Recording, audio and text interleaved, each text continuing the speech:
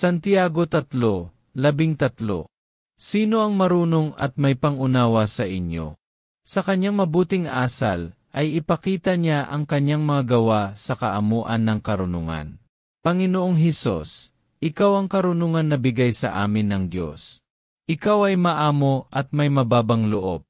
Isinusuko namin sa iyo ang aming buong pagkatao, upang ikaw na aming karunungan ang maghari sa amin, at sa gayon, ay maging mabuti ang aming asal at makagawa ng mabubuting gawa.